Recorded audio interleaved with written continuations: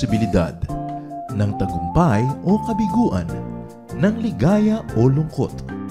Kaya marapat lamang na tanggapin si Jesus bilang tagapagligtas at Panginoon. At matapos yun ay panariwain ang katapatan at paglapit sa Kanya bawat araw o day by day. Ang day by day ay naglalayong umalalay sa pang-araw-araw na pamumuhay. Narito po si Kuya Ed Lapis sa mensaheng pinamagatang How to be safe from thieves.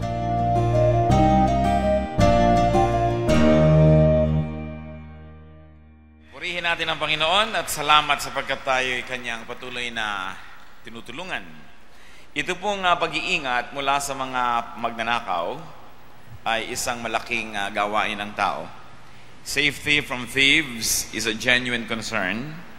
It is a stressful concern, and it has become an industry almost, especially so when you think of how people try to secure themselves and spend all kind of money to try not to be victims of thieves. At ito ang ating pag-aaral ngayon, pinamagatan natin, how to be safe from thieves. Paano nga ba tayo magiging ligtas mula sa pambibiktima ng mga magnanakaw? Diyos namin sa langit, aming Ama, Creator of heaven and earth, God of Isaac, God of Abraham, God of Moses, God of our fathers, thank you for who you are in our lives. We thank you for the comfort that you give us, the strength, and even the discipline that you give us, O God. We thank you for all the dealings that come from you. Salamat, Panginoon, dahil kami inyong pinahahalagahan. Salamat sa buhay na dinagdagan nyo na naman na isa pang araw. At salamat sapagkat kayo matagumpay na dinala nyo kami sa dakong ito upang inyong pagpalain. Dala-dala namin, Panginoon, aming mga papuri, ang aming mga handog, ang aming mga pasalamat at ang puso na umaasam, humihingi na pagpapalain nyo sa sandaling ito. Forgive us our sins, O God. Cleanse us. Make us whole. Enable us to see you, to touch you, to hear your voice. Protect this assembly from work of malicious men and evil spirits. Protect us even from our own weaknesses, from falsehood, from lies. And may you increase our knowledge of you as we focus our eyes on you, O God. Turuan niyo po kami, Panginoon, na sa inyo lang magtuon ng pansin. Palakasin niyo po ang aming katawan. Alisin mo ang anumang magiging sagabal upang kami lubos na makinig sa inyong mensahe. Give us wisdom. Lead your people. Be the speaker, O Father. Use your servant only as your instrument. But walk in our midst. Do your will. Dispense blessing and glorify yourself. We're confident that you hear as we ask in the name of our Lord, our Savior, our healer and friend, Jesus Christ. Amen. Matthew 6:19 to 21, ang ito pong walang kamatayang verses na ito, isa sa mga pinakakilala, pinakapopular na verses sa buong Biblia. Matthew 6:19 to 21. Do not store up for yourselves treasures on earth, where moth and rust destroy, and where thieves break in and steal.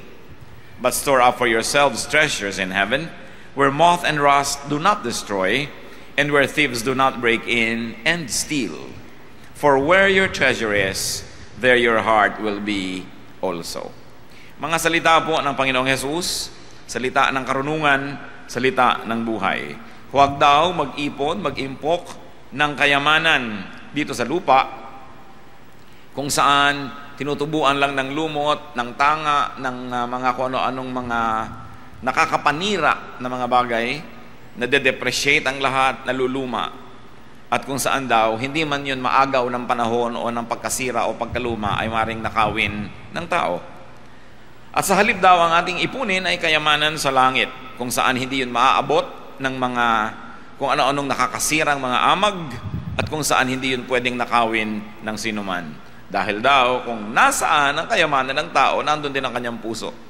Kaya yung kayamanan niya, kung nanakaw, halos nanakaw na rin ang kanyang puso. Tunay nga naman. At tingnan po natin ang reading number 1 ng verses na ito. The Bible is so wonderful that there can be many ways to read the same verse. So ano po ang lesson na natututo natin dyan? Do not work for material wealth. Do not work and do not hoard material wealth. Huwag lang daw pagsikapan, na pagtrabahuhan at ipunin ang mga kayamanan na panglupa lamang. And why not? Because material wealth depreciates. Sabi niya, moth consumes. Tinutubuan ng mga ulalo, ng tanga, ng kalawang, inaamag, nasisira ang mga bagay. Material wealth breaks down, it ages and decays. And what's more, material wealth attracts thieves. Material wealth gets stolen. Yung kawawa naman kayo. Kung kayo ay sobrang nagsisikap, sobrang nag-iipon ng mga bagay na masisira lamang. Katulad ng isang kotse, kung mahal na mahal mo yan, halos lagi mo pang nalilinis at naaasikaso kaysa sa iyong asawa.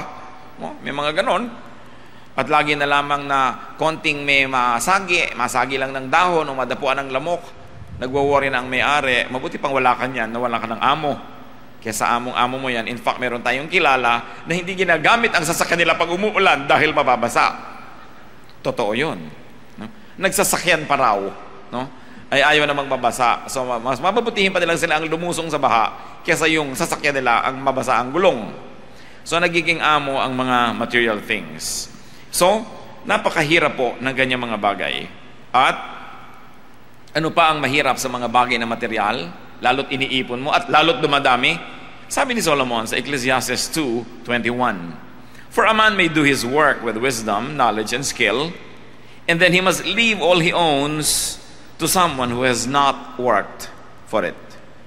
So kung inubos mo ang iyong buhay sa pag-iipon at marami kang naipot, nagtagumpay ka, sigurado may ibinayad ka dyan. Ano ibinayad mo? Panahon. Kumisan kalusugan, kumisan enjoyment. Ang problema, pag namatay ka, wala ka naman talagang control kung sino ang pupuntahan ng iyong mga naipon. Kumisan nga, nadadali pa ang iyong kamatayan dahil yung mga nagmamana, hinihulog-hulog ka na sa bangin at nilalason-lason ka na at nang madali-dali ang pagmana nila. Kaya nakakasama daw ng loob. At isa sa ikinakasama ng loob ng namamatay na tao, yung ang dami-dami niyang iiwan na kayamanan. At hindi niya alam kung sino ang makikinabang doon. Makikinabang ng mga taong hindi naman naghirap. At yung mga naghirap niyan para magpundar, mostly they were cheated out of life. Mostly they missed many nice and beautiful moments of life because they're busy trying to hoard, to make, and to collect wealth. Iniiwan ng kayamanan, kaya hindi daw dapat sobrang pinupundar. At ano pa? Ecclesiastes 5:11.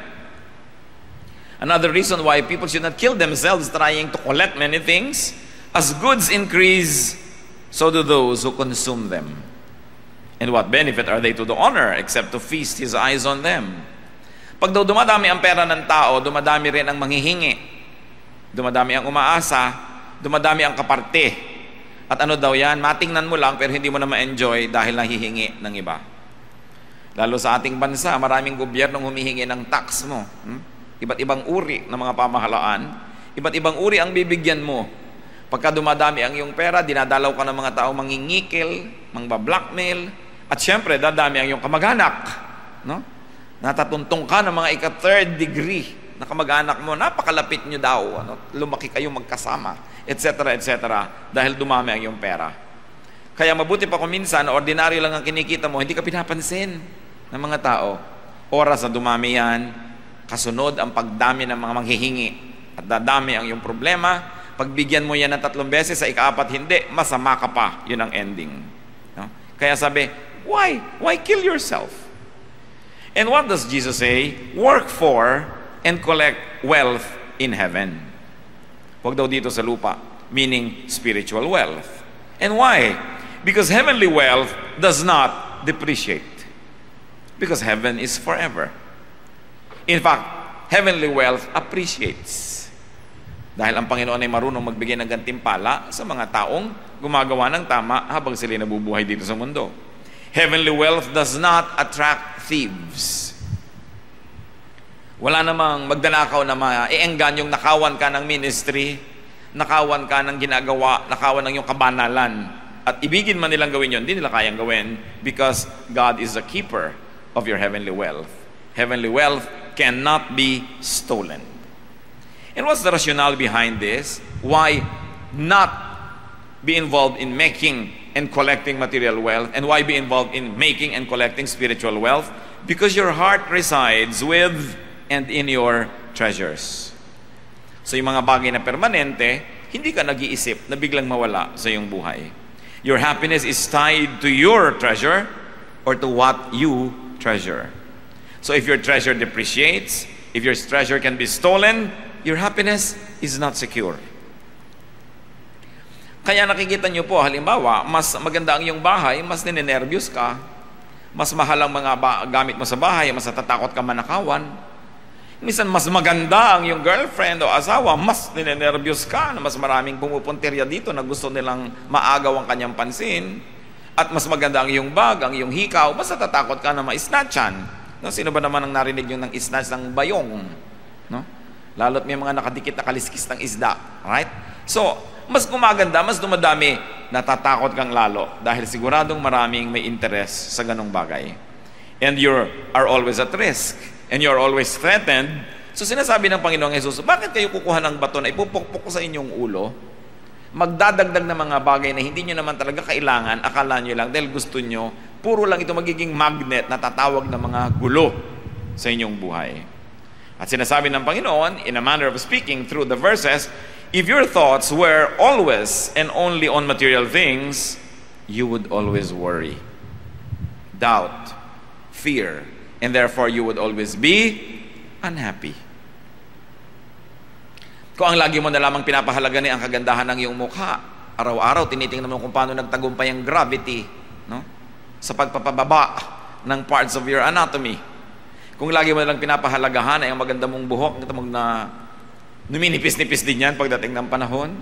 Kung ang lagi mo lamang na tinitingnan ay ganda ng isang plato, tuwing nagagalusan ay sumasama ang iyong loob. At merong mga misis na magbibili ng oven pero talagang naubos ang buhay nila, kalilinis ang kaloob-looban noon na alam nyo naman na kung ayaw nyong maalipin, huwag kayong mag-oven. Dahil ang paglilinis na lang ng loob niya na isa ng bukasyon. No?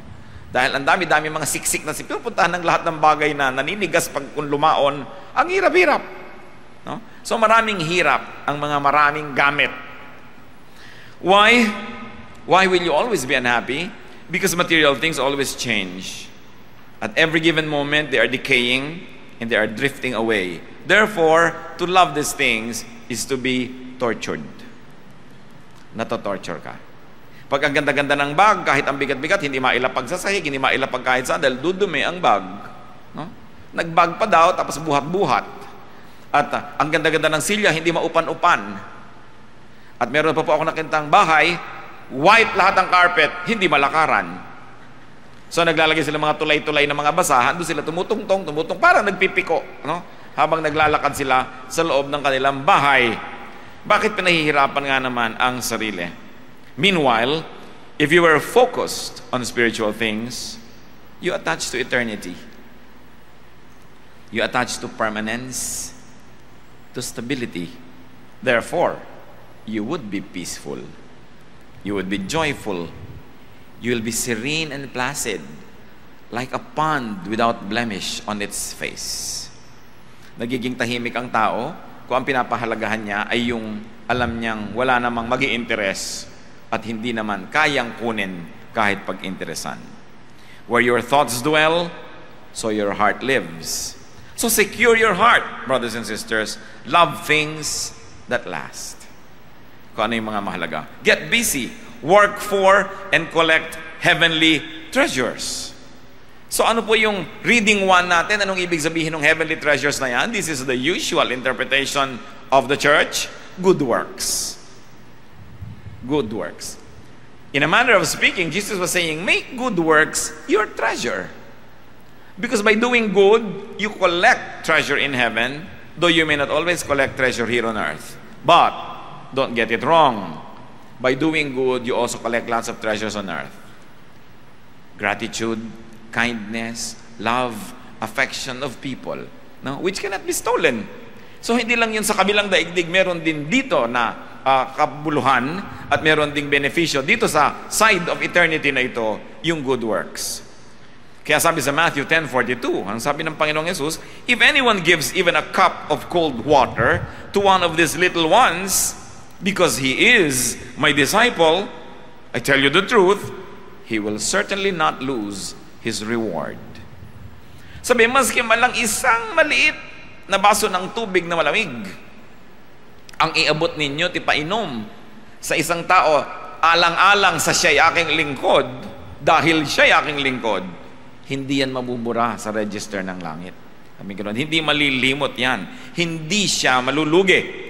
Hindi siya paring mawalan ng gantimpala. At alam natin yung parable of the talents, yung ang ibinigay sa kanya ng Diyos ay pinarami niya, dahil sa kanyang sipag at dahil sa kanyang pagsisikap ay dumami lalo ang mabuting ibinigay sa kanya. Matthew 25:21, His master replied, "Well done, good and faithful servant. You have been faithful with a few things. I will put you in charge of many things." So ano bang ibinibigay sa atin ng Panginoon ng mga pwede nating paramihin? Talent natin. No? Ang ating mga kakayanan na ibinigay niya na pag in-apply natin sa godly work, ay dumadami ang bunga. Marami ang nabebiyayaan, marami ang natutulungan, marami ang nakakakilala sa Diyos. Sabi niya, meron kang gantimpala. I'll give you more things to manage. In fact, sabi pa niya, come and share your master's happiness. 1 Corinthians 9:25, everyone who competes in the games goes into strict training. They do it to get a crown that will not last, but we do it to get a crown that will last forever. Dito ay nire-refer ni Paul ang mga athletes. You know, Paul was ministering in the Greek world, and athletics is a major component of Greek life and Greek civilization. Kaya sa kanila nag-umpisa yung Olympics, no? Sa kanila nag-umpisa ang mga ganitong uri ng mga paligsahan. Sabi niya, ang mga tao ay halos ibigay ang buong buhay para palakihin ang muscle, para makabato ng bakal o ng bato na malayo, para makalangoy ng mabilis, para makalundag ng mataas. And for what? Sabi ganon, para makakuha lang ng mga dahon ng laurel na ipinuputong sa kanilang ulo sa award ceremony na bukas ay lanta na at hindi mo pwedeng ilagay sa paksiw na pata. Sabi ganon. Pero kung dahil dito sa mga premyong ito na naluluma, nagpapakahirap sila para magsanay, tayo pa. Nagsasanay tayo para sa mga bagay na hindi mawawala, a crown that will last forever. So he's talking about the crowns, the rewards, the recognition that heaven gives to every work here on earth that is meant to amplify, to glorify, and multiply the good work of God. Alam nyo yan, yung mga nanalo na sa inyo ng mga medalya ng declamation contest, siguradong kumupas na ngayon yan. Yung mga gold medal kunwari, gold lang yun sa touring, pero maya-maya ay hindi na talaga gold yun. Pumuputi, pumuputla, at wala na pala. At kahit pa nga totoong gold yun, mananakaw naman. Yan ang problema sa mga bagay na may kinalaman dito sa lupa. So, nagiging mahirap sa mga tao ang maglingkod sa Diyos. Dahil kung minsan, ang napapahalagahan nila yung kayamanan dito sa lupa. And according to some observation, young adults especially find it difficult to serve God these times because they are busy trying to make money. Kinakapos ngayon ang lahat ng uri ng mga relihiyon at mga simbahan, ng mga trainees. Kahit ang Catholic Church, kinakapos ng mga trainees na magsiseminaryo ng mga kabataan. Even evangelical Christians, kinakapos ang mga candidates for pastoral training. Ayaw na mag-training, ayaw na gumawa ng mga bagay na may kinalaman sa gawain ng Panginoon dahil gusto nila gumawa ng maraming pera para lagi silang nakaupo doon sa mga coffee shop na sisikmurain ka naman sa asim ng mga kape. Kailangan mo ng sobrang pagpapanggap para sabihin mong natisisihan ka sa mga kapeng ito na galing sa Amerika. No? Pero inuubos ang pera sa mga itong bagay dahil nadadala sila, nahuhumaling sila sa tawag ng sanlibutan. Hindi na kasi glamorous ngayon yung nagsasuffer ka for God's work. Sa tingin ng iba, hindi na glamorous yung naunahan ka ng iba, nagkakotse tuloy sila, malaki tuloy ang kita nila, ikaw, eto missionary ka, eto ikaw pastor ka. Kasi nakakalimutan na yung tinuturo ng Panginoong Jesus na tubig man lang na iabot mo sa kanyang mga lingkod, kikilalanin ng langit sa habang panahon. Kung ikaw pa kaya yung naglingkod, di lalo na. Nag-abot ka lang nga ng tubig, may recognition Ikaw pa kaya maglingkod. But people get too fixated on the here and now. At yan po isa sa mga qualities ng present civilization. Masyado yung here and now. Kaya yung mga fly now, pay later, puro mga instant noodle, instant coffee, instant everything. The here is the only thing that matters. Let the devil take tomorrow, but tonight I need a friend. Yung basta yung ngayon. Napakahalaga nung ngayon lamang. Pero ang itinuturo po sa atin ng Panginoon, treasures in heaven. Meaning, marunong ka dapat maghintay. At sabi nga nila, even heaven can wait. Hindi ka dapat laging nag-iintay ng immediate gratification because that is very, very short-lived. At tungkol sa pagiging masyadong mahilig sa pera, sabi ng Panginoong Hesus sa Matthew 6:24, no one can serve two masters. Either he will hate the one and love the other, or he will be devoted to the one and despise the other. You cannot serve both God and money. At napakakonte kung meron man makikita ka na taong halimbawang tumalikod sa paglilingkod sa Diyos, tumalikod sa ministry at ang inatupag ay gumawa ng pera, kung talagang tunay ngang umasenso ang kanyang spiritual life, kung bumuti ang kanyang pagtunguhan sa Diyos. Something's got to give. And most of the time in our quest for materialism, it is our relationship with God that suffers first and foremost. So, may reading number 2 that I like to propose that some Bible students also like to see read in Matthew 6:19 to 21. So, ano yung reading number 1? Good works yan, yung treasures in heaven. Okay?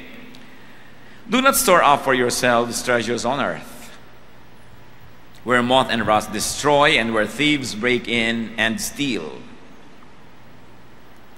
But store up for yourselves treasures in heaven, where moth and rust do not destroy, and where thieves do not break in and steal. For where your treasure is, there your heart will be also. So the first reading, yung ating mga huwag mong gawin, yung puro material things lamang ang iyong ipunin, at ang gawin mo, good deeds that have points in heaven. In the same way, as we read it again, what is the major message? Do not work for and attach yourself to earthly objects of desire or affection. This time it becomes more abstract. No?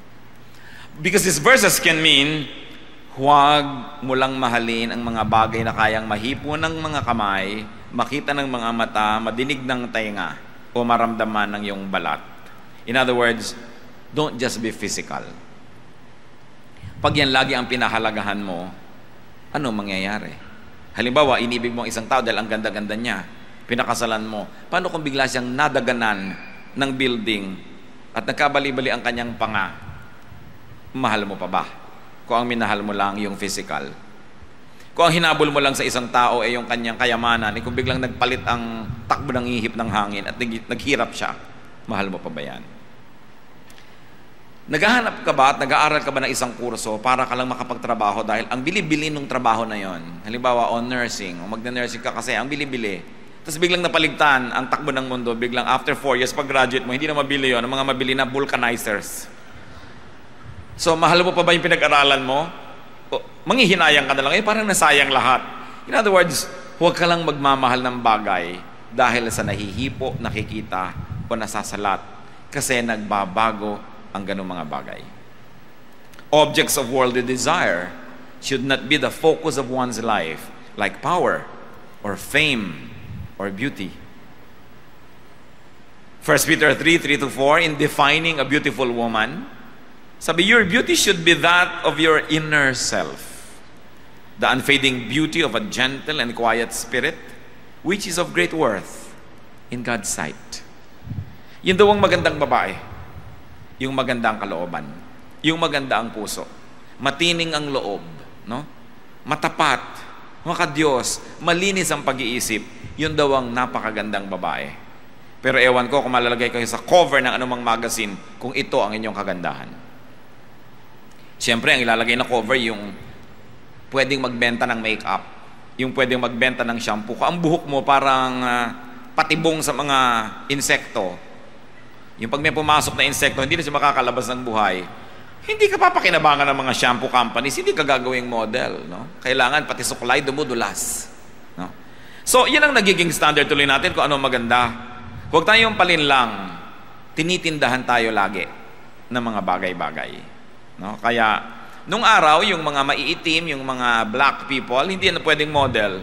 Because, especially in America, the black people were economically disempowered. Wala silang purchasing power. Pero ngayon, marami nang umasenso ng mga colored people. So may mga model na ngayong black. At nakikita nyo, kahit sa mga Hollywood movies at sa mga advertisement at sa mga modeling houses, ang dami na ngayong Asiana, no? Mga Asian beauties. Kasi mga Asian na ngayon ang mayayaman sa Amerika eh. Yan, may hawak ng pera ng Amerika, mga Asian people. So ngayon, walang pelikula from Hollywood na hindi may Asian. Lagi na ngayon. Kasi meron niyang economic power para panoorin ng mga Asian yung pelikula, dapat may Asian character. So, nagkakapera na rin yung mga Hispanics na dati puro yaya, ang liliit ang mga kita. So, baliwala, Indian market. Ngayon, may mga star na rin ang mga Hispanic beauties kasi lumalaki na yung pera na kinikita ng mga Hispanic Americans. Everything is about selling something. So, huwag kayong nagpapadala doon sa kung anong maganda. Sabi lang nila yan kasi may itinitinda sila. No? Lahat ng tao maganda kasi Diyos ang lumikha sa tao. Sabihin nyo nga sa katabi nyo, ang ganda mo naman. Kailangan huwag kayong masinok, ha? Kailangan makita nyo, maganda naman talaga ang tao. Pero pag sinasabi mo na, ano ba ang standard ng beauty? Lagi nyo itinatanong, sino ang may sabi na yon ang maganda? Everything is about conditioning. So sabi dito sa 1 Peter, babae, huwag mong daanin sa pagdedekorasyon. Ang gawin mong kagandahan ay kalooban. Ngayon, maganda yung kalooban mo, maganda pa yung labas, according to the standards of your society, edi double benefit. Pero kung mamimili ka lang ng isa sa dalawa, hindi dapat nalilito ang tao kung anong kagandahan. At yan ay maaaring kahulugan na binabasa natin na let your treasure be that which is spiritual. Because it is difficult to steal that. It is difficult for a moth to destroy that kind of beauty. Kaya mga ang gagandang babae, subukan yung iligaw sa gubat, isang linggong nasa gubat, tingnan nyo pagbaba niyan kung hindi mukha rin yung bagong baba sa puno. Maintenance lang yan, kaya magaganda yan. No? Subukan yung isang linggong iwan talaga sa gubat yan. Kamukha na rin yan ng mga taga-gubat. Kaya ang ganda, ano ba yun? Spiritual. Ang mahalaga, yung spiritual na bagay. Matthew 4:8-10, noong tinutokso ng demonyo ang Panginoong Jesus, the devil took him to a very high mountain and showed him all the kingdoms of the world and their splendor. All this I will give you, he said, if you will bow down and worship me. Jesus said, away from me, Satan, for it is written, worship the Lord your God and serve Him only. At sa isang temptation pa, sabi, why don't you command this stone to become bread? At sabi ni Lord, it is not only bread that matters. What really matters is the word coming from the mouth of God. So, a spiritual blessing against a material blessing. A spiritual food against a material food. Sabi ni Jesus, kung material food lang, huwag mo na akong guluhin. Ang mahalaga sa akin, spiritual food. At ano naman ang magiging kabayaran kung sakaling sinunod nga niya si Satanas? Malaki ang magiging kabayaran. Kaya minabuti ng Panginoon ang pahalagahan yung spiritual kesa yung physical. In our life, we put a lot of premium on beauty, power, fame. But this can fade and this can be stolen. Meron po ako isang kilalang pamilya, meron silang napakalaking negosyo. Meron silang pinapasok na isang maliit na kasosyo na gusto lang nilang makasosyo at mga kaibigan nilang matalik. Pero dahil sa kasakiman, no? At sa pagiging very wily nitong kanilang kaibigan, naagaw ang buong negosyo. At hindi pa kontento na naagaw niya itong unit ng negosyong ito, gusto pa niya ngayon makamkam pati yung mga hindi siya dating partner. At mukhang nagwawagi siya. No? Kahit dinadaan nila sa mga legal things. Yan ang sinasabi ng Panginoon, you can never be so sure. No? You can never be so sure. So don't put all of your wealth in that. At ang naging strength ng pamilyang ito, because they have known the Lord, nakilala nila ang Panginoon, nung nag-uumpisa pa lang yung problema na yan, yan ang naging joy nila, the joy of the Lord. But if the Lord was not in their life, baka nagbigti na yan, tumalo na sa building, no? Nagpukpok na ng bato sa ulo nila dahil talaga namang napakalaking problema ang naging bunga ng kasakiman ng kanilang kaibigan. So ang sinasabi lang nung let your treasure be heavenly treasures, prioritize God. Love God above all. Make God your treasure. Make godliness your treasure. Make spirituality your treasure. And who can steal that? And how can that fade? Mark 12:30, love the Lord your God with all your heart, and with all your soul, and with all your mind, and with all your strength. At pag ginawa natin yun na nakafocus tayo sa Diyos, anuman ang mawala sa'yo, siyempre iindahin mo rin dahil tao ka. Pero hindi mo mawala yung center of your being because it is in the hand of God. Ang tao, mawala na ang lahat, wag lang yung center. Parang gulong ng bisikleta, mawala na yung mga ibang rayos-rayos, wag lang yung gitna, yung center. Di ba kahit sa isang gobyerno, bumagsak na ang mga lalawigan ng mga probinsya, wag lang yung Kapitolyo. Sinasabi nila, bakit naman ganyan? Sobrang imperial ang Manila. Pagka nag-rally sa Manila, napapalitan ng gobyerno ng buong Pilipinas. Natural, kasi Maynila ang Kapitolyo. No? Kasi pag nangyari dun sa center mo, pupunta yan sa lahat ng bahagi. Kaya yung heart, which is your center, pagka tumigil yan na tumibok, mamamatay ka. Pero kahit naputol yung kamay mo, yung pabo, di ba? Natapyas ng konti yung bungo mo dito, buhay ka pa rin. Subukan mong tumigil yung puso mo sa pagtibok. Yun ang center mo. So mga kapatid, ang tanong, ang center ba natin ay mga bagay na naglalaho at nananakaw? Doon ba tayo talaga nakatutok? Yung ba talaga ang kahulugan ng buhay natin? Ang kahulugan ba ng buhay mo ay yung position mo? Kaya tuloy may mga taong nade-demote, nagpapakamatay. Ang kahulugan ba ng yung buhay ang yung boyfriend, anong iniwan ka, nagbaril ka na sa sarili? Ang kahulugan ba ng yung buhay ay yung bahay mo, anong nasunog yung bahay nang walang-wala sa lugar, biglang nasiraan ka ng bait?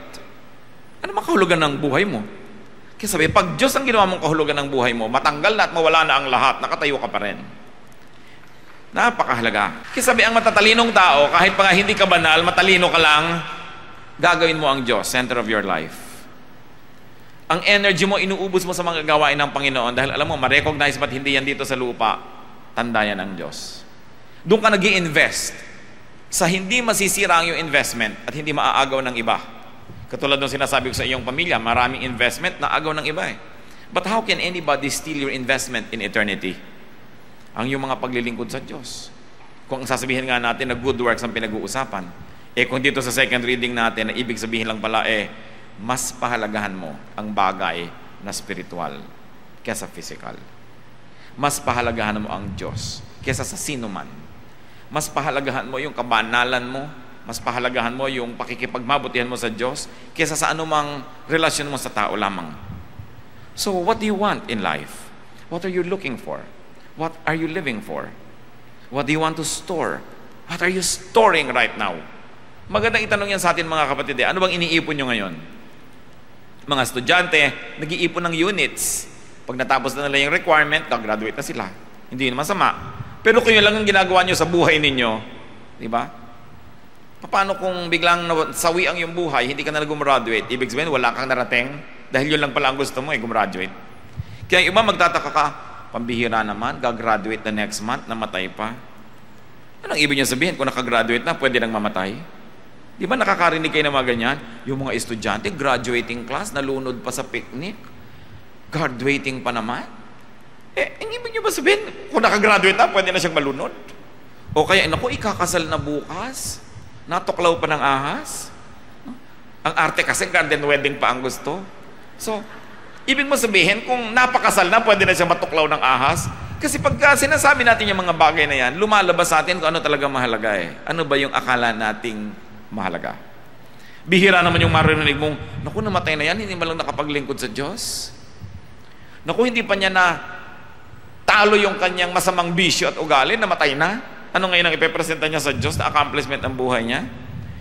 Bihira ka naman makakarinig nung, naku, hindi pa yan nakapag-share ng mahigit 100 kaluluwa at nadala sa Panginoon, namatay na, sayang naman. Bihira. Diyan pa lang nakikita natin kung anong pinahahalagahan ng tao maski ng mga Kristiyano. Kaya sabi ng Panginoon, kaya ang lulungkot nyo Kaya mga insecure kayo Kaya lagi kayo ninenervyos, natatakot sa future. Kasi ibinabakas ninyo yung future nyo sa mga bagay na hindi magtatagal. Now, it is not wrong to work to value, and to keep things. Hindi masama. It is not wrong to work for, value, and keep ideas and even people. Remember this, just don't value them more than God. Just don't value them more than goodness, more than your godliness, spirituality, and peace. Hindi natin itatapon yung ating mga kagamitan, hindi natin itatapon yung mga ambisyon, hindi natin itatapon yung units na na-earn mo, pero dapat malinaw sa atin, dekorasyon lang yan ng buhay. Hindi tayo nabubuhay para dyan. Do not overvalue them. So another reading, of course, on the reading number 2, nung anong ibig sabihin na gather treasures in heaven, is don't get too attached to things that do not last. Well, be attached. Love your boyfriend, love your husband, love your career, love your house, but not too much.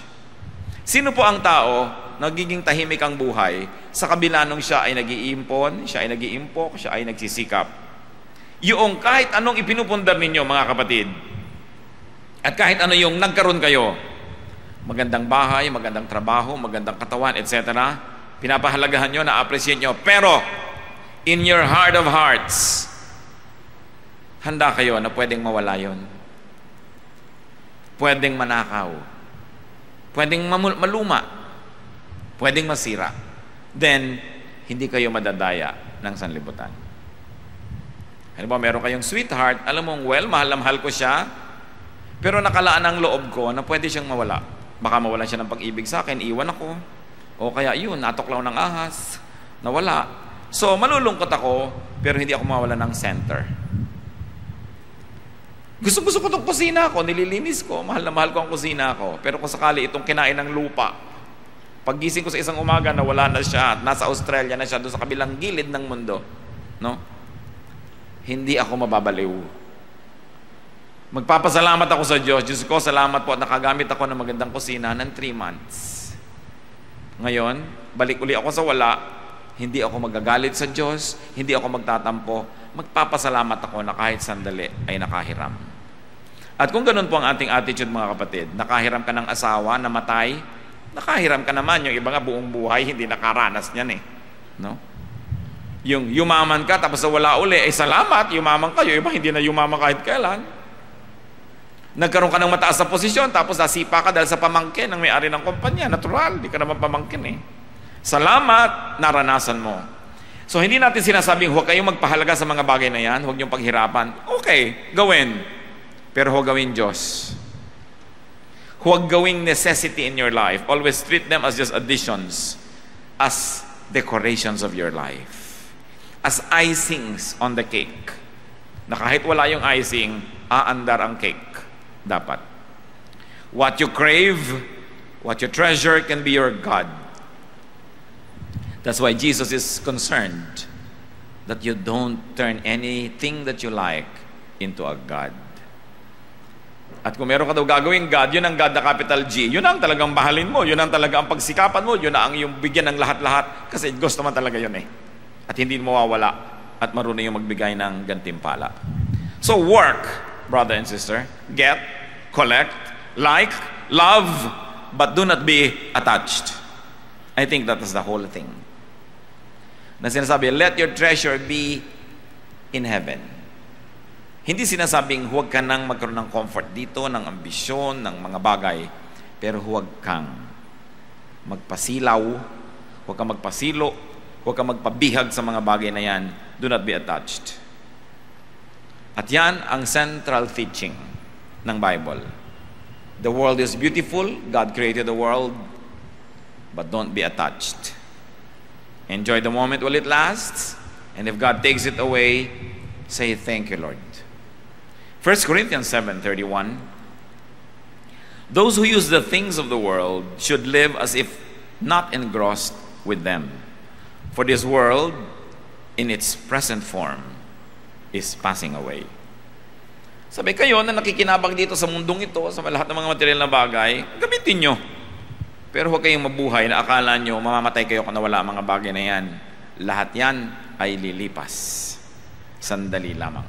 Huwag kayong masyadong sumandal. Huwag kayong masyadong umasa. Huwag kayong masyadong mahumaling kasi mawawala rin yan. 2 Corinthians 5:4 from the Contemporary English Version. These tents we now live in are like a heavy burden, and we groan. But we don't do this just because we want to leave these bodies that will die. It is because we want to change them for bodies that will never die. Ano ang tawag ni Paul sa katawan na ito na napakahalaga sa atin? Gagastahan mo ng kutakot-takot para mo lamang linisin, para mo lang i-maintain, para mo pabanguhin, para mo ayus-ayusin. Sabi, ang totoo, sabi niya, yung katawan natin na yan, pabigat. So it's just a burden. Mabuti pa kung darating ang panahon sa oras ng kamatayan, nalilisanin na ng ating espiritu ang katawan na ito. Doon tayo makakaramdam ng tunay na kalayaan, ng malalim na kaligayahan, na mararamdaman lang kung nakalaya na tayo sa bilangguan na ito na ating katawan. So kung yung katawan na pinakamahalaga nating commodity, siyempre yan ang pinakamahalaga, alam mang may sunog, ikaw ang maiwan, iligtas mo yung Tupperware, no? Talagang ikaw ang tatakbo. Kasi yung katawan mo pinakamahalaga eh. Pero ang tawag pa rin dyan ng Biblia ay pabigat lang. So anong itatawag nyo sa iba? Anong itatawag natin doon sa iba nating assets? Anong itatawag nyo sa iba? Actually, puro liability. Basta kailangan mong alagaan, liability yon. Kaya kung minsan, mas mahimbing ang tulog ng talagang mga completely poor. Kasi anong mananakaw mo sa kanila? Kahit magpakalat-kalat yan sa lansangan ng anong oras, walang pangamba makidnap. Dahil pakakanin pa ng kidnapper. Walang mapapala sa kanya. No? Kaya kung minsan, kalayaan din yung wala kang masyadong mga ari-arian. Kung kayo ay hindi pa binibigyan ng Panginoon ng mga ari-ariang hinahanap nyo sa buhay, nakakaalis kayo ng bahay kahit walang kandado, dahil wala namang mananakaw kundi isang basag na tabo. Enjoy it while it lasts. Dahil baka bigla kayong yumaman bukas, naku, hindi na kayo makaalis-alis. May mga kilala ako mga pamilya, dati nakakapag-outing sila lahat sabay-sabay. Nung nagkaroon magandang bahay, laging may at least isang naiiwan. So habang kaya nyo pang iwan yung bahay nyo na wala kayong inaalala, enjoy it. Dahil baka nga bukas, bigla kayong yumaman. May iba. Habang wala pa kayong masyadong inaalagaan na reputasyon, na pwede pa kayong makitang kumakain ng halo-halo sa Arangke Market, gawin nyo na.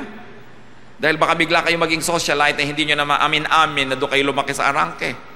Diba? Habang may mga pwede pa kayong gawin, dahil hindi kayo mayaman o popular o makapangyarihan, enjoy it. It could be God's great gift to you, but you probably don't see it because you're so fixated on something that others have that you don't appreciate the freedom of not having anything. Alam nyo ba yung hindi kayo kilala, hindi kayo sikat? Well, hindi kayo napagbubuksan ng pinto, hindi kayo napapaupo sa mga presidential tables, pero napakalaking advantage to be anonymous. Napaka-importanting commodity to have privacy in your life, which famous people don't have. So wag lang kayo naiinggit doon sa mga kilala. Enjoyin nyo. Ano ba nakaka-enjoy na hindi ako kilala? Di ba? Dapat kung ano yung nasa sayo ngayon, pag-aralan mong makita kung ano ang pagpapala doon, ipagpasalamat mo yung pagpapala na yun, and then enjoy it. Because who knows? Your fortune might change. Then you have to adjust to a totally different world, to a totally different arrangement, and you might say, mabuti pa noong araw, nung tahimik ang buhay ko, nung simpleng tao ako. James 4:14, what is your life? You are a mist that appears for a little while and then vanishes. Sabi, okay, bukod sa iyong katawan, anong mahalaga sa iyo? Buhay. Ano ba yung buhay na yan? Sabi ng Bible, isa ka lang na usok, isa ka lang asap, isa ka lang kaprasong hininga na sa isang iglap ay nawawala. Napakaiksi ng iyong buhay. Sabi mo, 70 years, 80 years, maiksi ba yun? Yes! When you think of 80 billion years, ang iksi naman ng 80 years, no? What is life? It is only a tiny dot in an otherwise unending line of eternity. So do not jeopardize your eternity for this dot, for this moment in time. Ang mahalaga, what you invest in eternity, while enjoying also the moment, as Solomon teaches us in Ecclesiastes. But between the two, dapat hindi tayo nalilito sa choice. Mas pinapahalagahan natin what is eternal. And what is really important when people are godly, when people value spirituality more than material things, when they focus themselves on that which lasts, nagkakaroon sila ng tinatawag na gift of the Spirit, which is given only to the very spiritual. Galatians 2:22-23. But the fruit of the Spirit is love, joy, peace, patience, kindness, goodness, faithfulness, gentleness, and self-control. Against such things, there is no law. Sabi, walang makakaakusa sa ganyang mga bagay. Yan ang the best. Pero tandaan niyo yung mga kapatid, kung tayo'y gigil na magkapera, magiging ganid ka, hindi ka pwedeng magkaroon ng kindness o goodness. Kung tayo ay may pasyadong pinapahalagahan na baka mawala, hindi ka pwedeng magkaroon ng peace. Kaya sabi, ito ang mahalaga sa buhay. Huwag na tayong malito pa. Sasandali ang buhay. Huwag natin sayangin sa paghahanap ng mga bagay na pag natagpuan mo, sasabihin mo wala naman palang kwenta. Let's learn from Scripture. Let's learn from this timeless wisdom that tells us what really is important and what is less important. Paano tayo magiging ligtas sa mga magnanakaw? Tulad ng title ng ating pag-aaral, How to be Safe from Thieves. Huwag kayong magpahalaga, huwag kayong mag-ipon, huwag kayong mag-ingat ng mga bagay na gusto ng mga magnanakaw. Then you'll be free. Or, gusto ko talagang meron gusto ko talaga merong magandang bahay. So, yes, di maglagay ka. Pero kung nanakaw, huwag ka mabaliw. Sabi mo, talagang okay lang. Enjoyin ko lang habang nandyan. Pag nawala, pag naluma, pag nasira, edi sira na. Hindi yung pag may pulseras kayong nalagot, para nang nalagot ang inyong hininga. No? Pwede yun, maidugtog na perdible yan di ba? Tuloy ang pulseras. Nawala ang isang hikaw. Gagapangin lahat yung mga gulug-gulug dyan para lang hanapin ang kaisa-isang ito. Nawala, di hinanap mo naman talaga ng konti, pero hindi ka nagpakamatay kahanap, o di nawala na. Something's lost and something's gained in living every day. Remember, when you lose something, you said, what did I gain? Wala ako na-gain. May na-gain ka. Wala ka nang babantayan. Gain yun. No? Like, halimbawa, asawa mo na lagi na lang nawawala at talagang lubos na nawala na, di wala ka nang babantayan. Tahimik ng buhay mo. So, salamat po Diyos ko't nawala siya. Diba? Kaya sa kalahating nandito, kalahating nandun, nakakagulo lang, mabuti pag nawala na nga ng buong buo, dito mahimik ang iyong buhay. Kaya lagi kang namamalimos ng pansin at pag-ibig. Huwag na nga, kung ayaw mo, huwag mo. Tatahimik ang iyong buhay. Kasi pag lagi kang umaamot, nanghihingi, nakikiparte, matatahimik ka ba nun? Don't build your world around anybody. Build your world around God. God likes to be number one in our life because He doesn't want us to get hurt. Because if the number one in your life will just be another person, you will get hurt. If the number one in your life will be a thing, well, you will have to worry and you will get hurt anyway. But if God is your number one, you can have other things that are important to you also. But make God number one in your life. Number one na kaya ang Diyos sa buhay natin ngayon? Yun ang mahalaga. Alam naman natin yung verse na yan. Don't tell me ngayon lang ito nadinig. Luma na to. Pero ang dapat siguro nating dapat gawing bago. Ano ngayon ang gagawin ko sa verse na yan? Matapos ko marinig, patuloy pa rin ako mahuhumaling sa mga bagay. Let me be repetitious. Di baling nandyan. Di baling yung pahalagahan. Huwag nyo lang sambahin. To the point na nagiging sakim tayo, nagiging makasarili, at nagiging makasalanan na dahil sa mga bagay na yan. Kung nandyan, nawala. Adjust. Move on. Make your good works, make your spiritual thoughts and spiritual attachments your treasure. Then no thief can threaten your peace. Make the world's treasures just additions and decorations of your life, and you will never have to worry. You will never have to have a sleepless night just trying to protect a thing. Because if there's something that we must protect, it is the purity of our hearts. It is our relationship with God that we must guard and cherish and value and fight for. Make sure that the things you're living for are worth dying for. Because if they are not worth dying for, they are not worth living for. Konti lang ang mahalaga sa buhay. Aming Diyos, salamat sapagkat konti lang pala ang talagang dapat naming bigyan ng pansin. Una, nagpapasalamat po kami sa inyo, Diyos, dahil kahit yung mga bagay na sinasabi sa Bible na worldly, hindi magtatagal, nasisira, binibigyan nyo rin kami. At na-enjoy din naman namin. Salamat po. Turuan nyo lang kami na huwag malasing, huwag mahibang, nabigyan ito ng halaga more than what it really is, more than heaven values it. Lagi namin pahalagahan, Panginoon, yung relasyon namin sa inyo. Yung relasyon namin sa inyo. So we bow our heads before the Lord and ask ourselves, may pinahahalagahan ba ako higit sa tunay na mahalaga? Yung aking relasyon sa Diyos, yung aking espiritualidad, yung aking kapayapaan, yung aking katahimikan. Mga kapatid, sa ilang saglit ng pakikipagdigin sa Diyos, if there's anything that you want to give up, anything you want to surrender at the feet of God, do it now in prayer. Let's be silent. The Lord is in this place, and He likes to receive this kind of offerings from His people.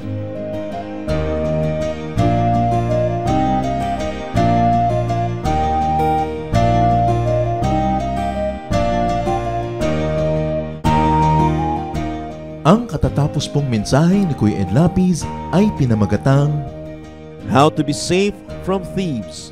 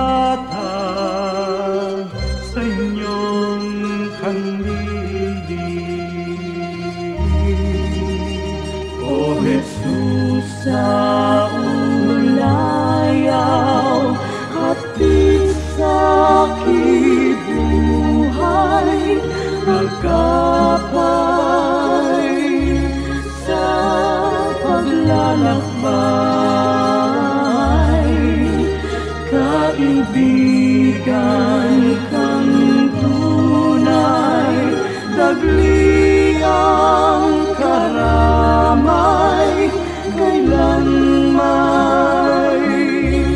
di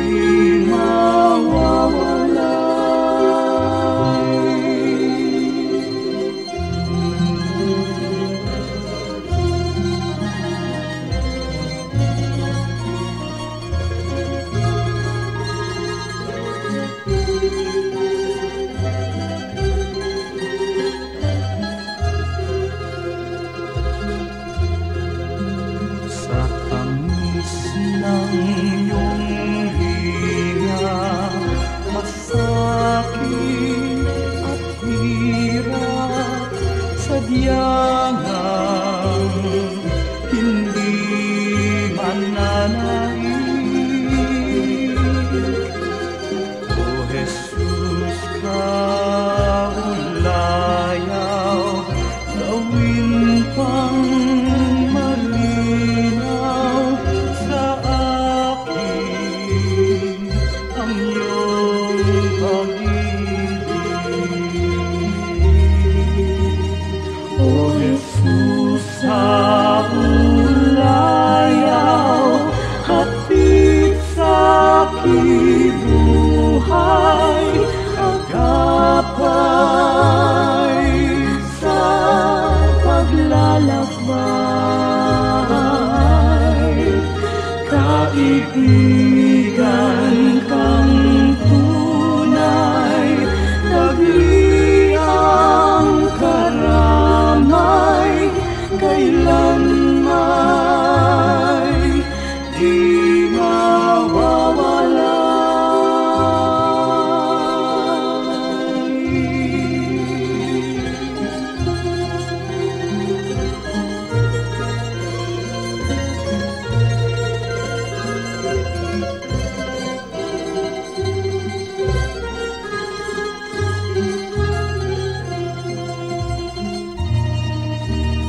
O Jesus, sa ulayaw, hatid sa aking buhay, sa tuwin ay lunas ka sa aking lumbay, sa pag-ibig niyong alay, nasa dalisay ang puso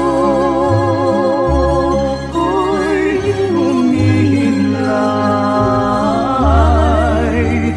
O Jesus, sa ulayaw, hatid sa aking buhay, agapay sa paglalakbay. Kaibigan kang tunay, tagliang karamay, kailanman di mawawala.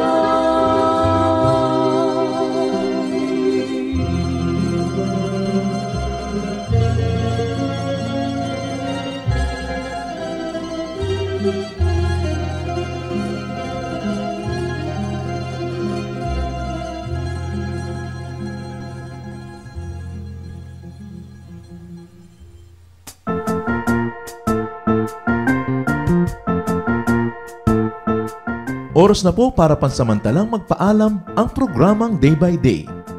Tayo po'y magsama-sama tuwing ika-6 hanggang ika-7 ng umaga, araw-araw. Magandang umaga po at mabuhay ang Panginoong Hesus!